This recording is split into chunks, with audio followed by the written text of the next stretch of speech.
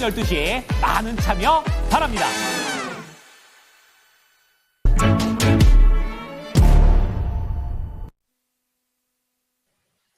네, 안녕하십니까. 신기수입니다. 자, 월요일 거인의 시선 들어갑니다. 자, 제가 지난주 월요일 날, 어떤 말씀을 드렸냐면은, 지금부터 이제 올라갈 때는, 비중을 좀 줄이고, 현금화를 좀 시키면서 단기 매매를, 늘려야 된다. 이렇게 이제 말씀을 드렸고요. 그리고 이제 시장은 뭔가,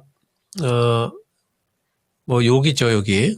요런 이제 고점 부근에서 매물을 지금 막고 있는 겁니다. 매물 막고 지금 살짝 조정을 좀 받고 있는데, 그러니까 뭔가 좀 너무 급등했고, 이런 급등한 구간에서 울고 싶을 때, 뭔가 좀 악재 같은 것들이 조금만 나오면은 이제 숨고르기성으로 이제 하락을 하게 돼 있죠. 근데 이제 이 정도의 지금 숨고르기라면은 정말 양호한 거죠. 예. 그래서 뭐 너무너무 자연스러운 숨고르기인데, 어쨌든 오늘 보게 되면은 수급상으로 코스피에서 외국인들 팔고 있고요. 기관도 팔고 있고요. 빨간색 외국인, 그리고 파란색 기관입니다. 코스닥도 지금 아침부터 계속 기관 외국인 다 팔고 있고, 선물 쪽은 아침에는 외국인들이 좀 사는 듯 하다가, 그러다 지금 매도 전환이 됐습니다. 수급상으로, 지금 뭐 외국인이든 기관이든, 그렇게 뭐 이제 시장 전체에 대해 가지고 적극적으로 달라들 타이밍은 이제는 아니라고 보는 거죠. 그래서 뭐 지금 상황에서 누가 봐도 지금 상황에서 적극적으로 시장을 뭔가 들어가긴 좀 힘든 부분이 있고, 지금부터는 제가 지난주에도 말씀드렸듯이 항상 올라올 때는 뭐가 더 위험 요소인가, 이런 것들을 봐야 된다. 그리고 빠질 때는 언제가 또 기회인가, 이런 것들을 찾을 줄 알아야 된다 말씀을 드렸는데, 그럼 요 정도 그러면은 조정 받았으니까, 또 오늘은 우리 시장이 지난 금요일 날 미국 시장 빠진 거에 비하면은 상당히 견조하니까, 이젠 여기서 또 반등 나오겠구나, 이렇게 생각하고 여기서 또 적극적으로 또 뭔가 플레이를 할 수 있느냐, 이런 것들을 생각을 해본다면은 아직은 그렇게까지 하기에는 좀 너무 이르다라는 이제 생각을 저는 갖고 있어요. 일단 지난주에 뭐 트럼프가 관세 얘기도 더 많이 하고, 또 소비자 심리 지수도 더 나빠지고 하면서 미국 시장 같은 경우에는 스태그플레이션 얘기가 나오고 그러면서 빠졌죠. 근데 우리 시장하고 미국 시장하고 요즘에 이제 동행성이 상당히 많이 깨졌었는데 그게 오히려 좀 다행인 것 같기도 해요. 현재 전 세계 증시가 현재 보게 되면은 구도가 어떻게 되어 있냐면요. 미국 대 그리고 미국이 아닌 그 외, 이렇게 되어 있습니다. 그러니까 미국이 너무 자국 우선주의로 가고 관세를 무기로 사용을 하니까 그 관세의 대상이 되는 국가들, 그 국가들과 그리고 미국과 증시에서도 이런 게 나타나고 있어요. 우리 시장만 이렇게 좋았던 게 아니고, 유럽 증시도 이렇게 굉장히 좋았죠. 독일이든 뭐 유로스탁이든 다 올라왔었고요. 그러니까 미국이 횡보하고 있을 때 미국 외에 다른 곳의 증시들은 상승권에 있었습니다. 그러니까 지금 미국하고 그리고 다른 국가들하고의 증시가 동행성은 확실히 지금 많이 사라졌다 보여요. 그렇다면 그 얘기는 뭐냐면은 우리 증시가 또 미국 이외의 증시가 이만큼이나 많이 올라왔는데, 한번 그 유럽 쪽도 한번 볼까요? 잠깐 좀 보여드리면은 이게 유로스탁입니다. 이렇게 올라왔죠. 그 우리나라랑 비슷하죠. 요즘 쉬는 구간에서 거의 비슷하게 지금 쉬고 있죠. 지금부터 그러면 더 갈 여력이 있느냐? 우리 증시도 그렇고 또 유럽 증시도 그렇고 더 갈 수 있는 여력이 있느냐?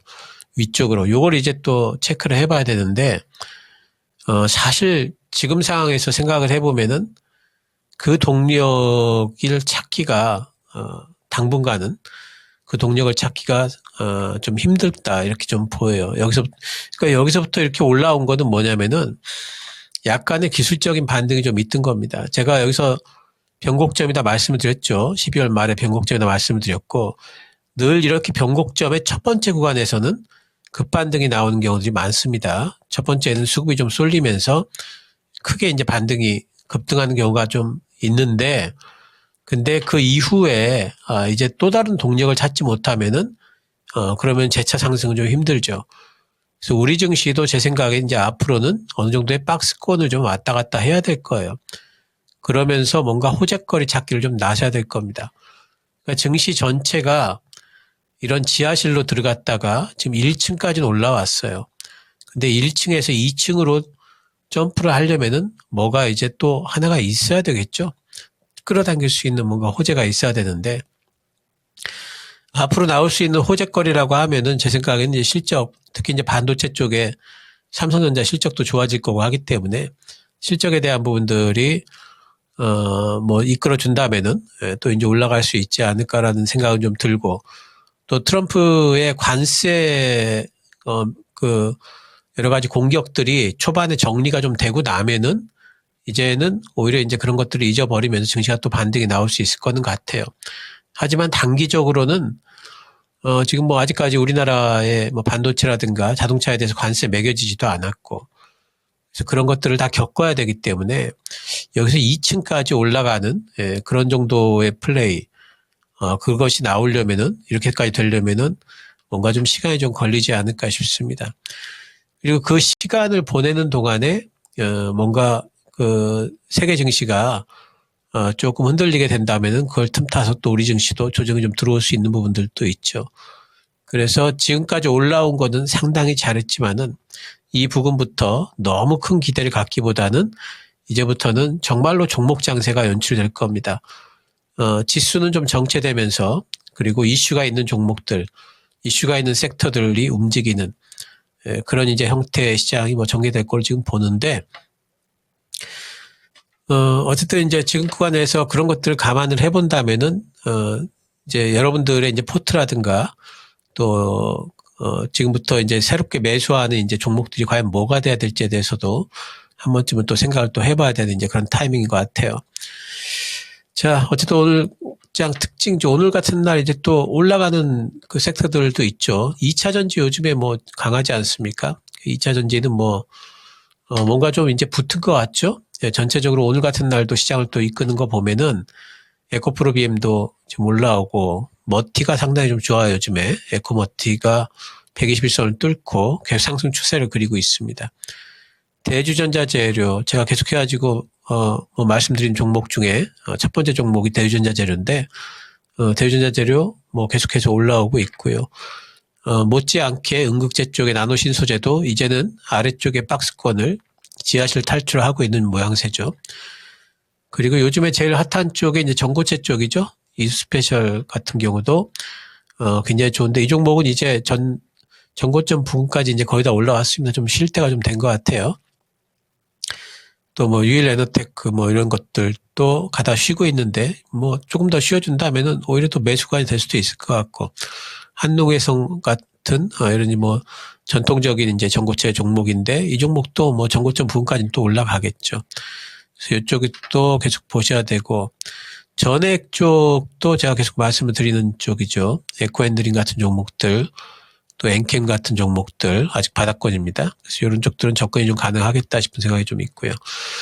2차전지 쪽은 확실히 좀 우리 시장에서 특히 이제 그 코스닥부에서 뭔가 좀 자리를 좀 잡은 느낌이 좀 들죠. 그동안에 계속해서 2차전지에 대해서는 아무 생각 없이 그냥 모아가자. 그리고 아무 생각 없이 하반기까지 그냥 가면은 생각보다 많이 올라와 있겠다라고 계속 말씀을 드렸고 지금도 거기에 대해서는 투자 의견은 변함이 없습니다. 제가 이제 우려스러운 건 뭐냐면은 2차전지 종목을 가지고 계시면서 자꾸 일희일비하시고 올라갈 때 자꾸 사고 그리고 빠질 때는 또 낙담하고 이런 식의 이제 투자를 하시는 분들이 이제 걱정스러운 거죠. 그런 분들은 또 어느 순간에 갑자기 또 못 견디고 누려야 될 수익을 또 못 누리고 매도를 또 해버리고 이런 경우들이 있을까봐 그런 것들을 좀 우려를 좀 하는 부분들이 있고 또 한 가지는 뭐냐면은 너무 또 2차 전지에만 몰빵하실까봐 또 제가 또 이제 그런 부분들을 걱정을 합니다. 시장은 지금처럼 이렇게 대세 상승장이 아닐 때는요 집중 투자보다는 분산 투자가 훨씬 더 유리하고요. 분산 투자는 어느 때고 유리합니다. 그래서 제가 늘 말씀드립니다만은 섹터별 비중이 30% 이상 넘어가지 않게 조정을 하시는 게 중요합니다. 2차 전지 종목 마찬가지 30% 이상 전체 계좌에서 30% 이상 넘어가신다면은 제가 그 요령도 설명을 드렸죠. 지난주에도 말씀드렸던 것 같아요. 이렇게 올라올 때는 섹터당 비중을 30% 밑으로 좀 내리자. 2차 전지고 반도체고 특히 2차 전지와 반도체 쪽에 비중 크신 분들이 많기 때문에 많이 물려 계시고 그런 이제 말씀을 좀 드렸죠. 지금도 그런 것들은 변함이 없어요. 그래서 너무 그렇게 몰빵하지 않도록 하시는 게 중요합니다. 또 오늘 움직이는 쪽이 해운 쪽이 움직입니다. 해운 쪽은 아무래도 이제 미국 쪽에서 중국 선박 이용하지 않도록 하겠다. 특히 미국 기업들의 물건들 운반할 때는 중국 쪽 선박을 이용하지 않도록 하겠다라는 이제 그런 뉴스가 나오면서 올라가는데, 일종의 이제 이슈성으로 이제 올라가는 거죠. 그래서 이런 쪽들은 저는 이제, 뭐 테마성, 이슈성 이런 쪽으로 움직이는 쪽들은 저는 이렇게 급등이 나오면은 일단 좀 비중을 좀 줄이자란 그런 위주예요. 그리고 뭐 HMM 같은 경우에 전고점이 23,000원인데, 그 부분까지 올라가면 이제 다 뭐 매도를 하셔야 될 것 같고요. 지금부터 서서히 좀 비중을 좀 줄여야 되지 않나 생각을 좀 하고 있고, 이게 오래갈 테마인가, 오래갈 이슈인가 생각해 보면은, 그게까지 뭐 오래 갈까 싶은 생각이 있어요. 그리고 막상 또 이제 트럼프 행정부에서, 뭔가 좀 이제 그런 정책에 대해서 뭐 서명을 했다든가, 또는 뭐 언급이 또 한 번씩 나온다든가 그러면은 오히려 재료 노출성으로 빠질 수도 있기 때문에 이런 쪽들에 대해서 지금 따라잡기는 절대 하지 마시고요. 가지고 계신 분들 같은 경우에는 뭐 땡잡았다 생각하시면 되죠. 행운이다 생각하시고 올라갈 때마다 비중을 좀 줄이시는 게 좋을 것 같습니다. 또 오늘 이제 움직이는 쪽이 우크라이나 재건 쪽들, 이러니 뭐 테마성들이 움직이죠.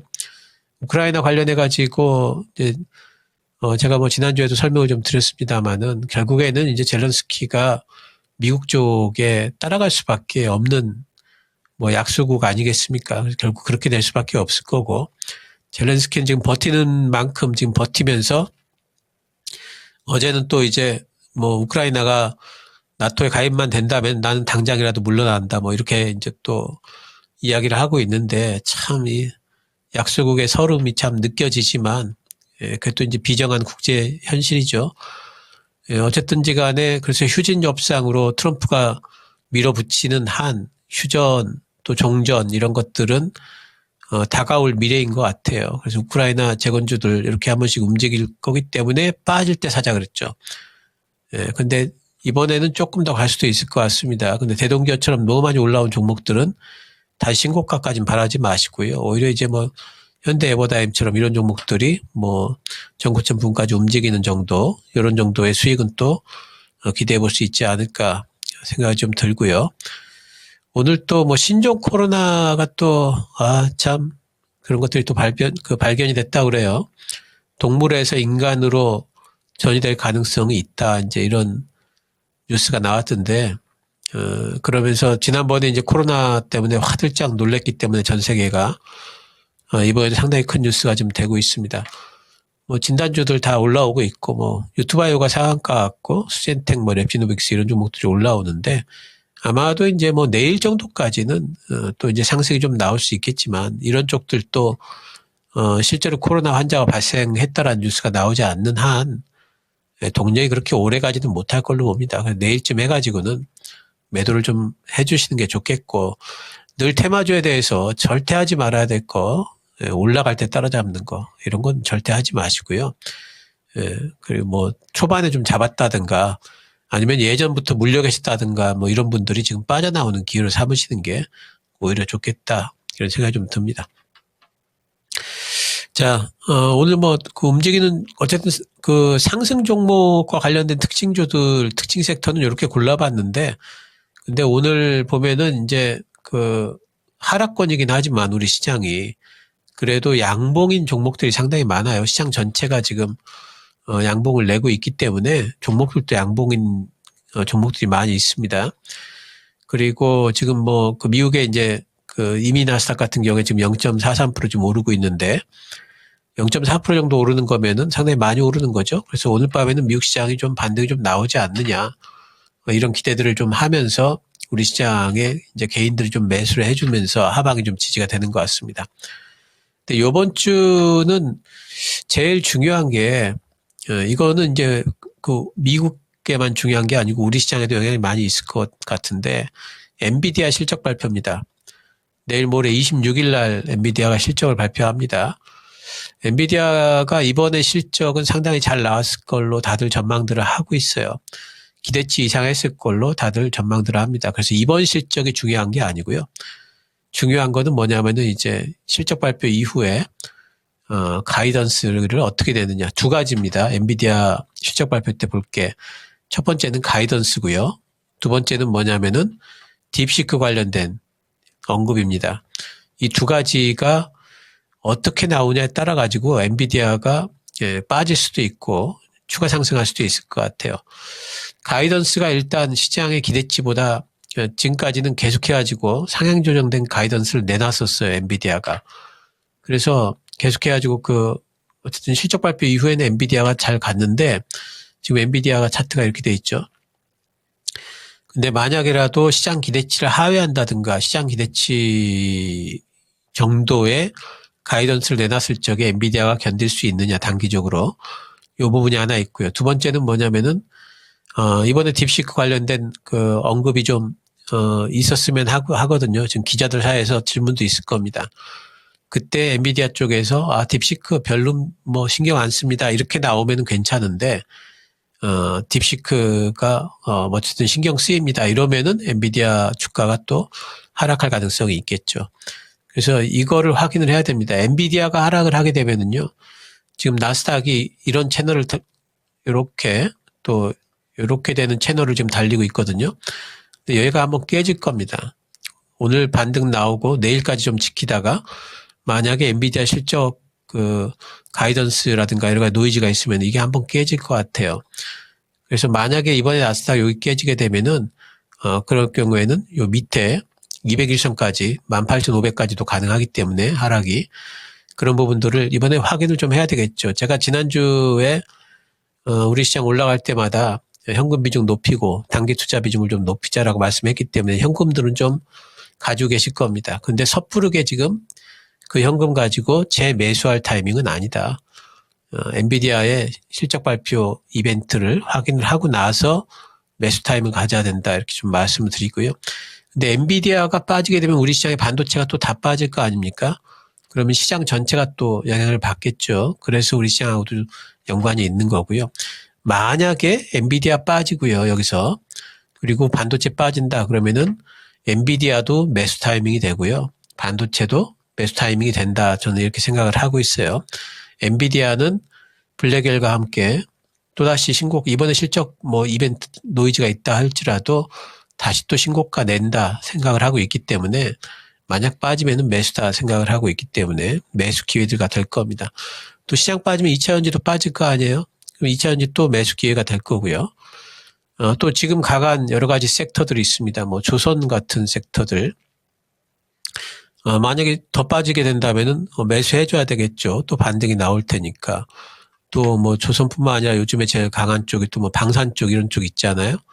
이런 쪽들도 빠지게 되면 또 매수해줘야 되겠죠. 그럼 또 반등이 바로 나올 거고요. 로봇 같은 경우도 레인보우 로보틱스 굉장히 조정이 안 들어오고 있죠.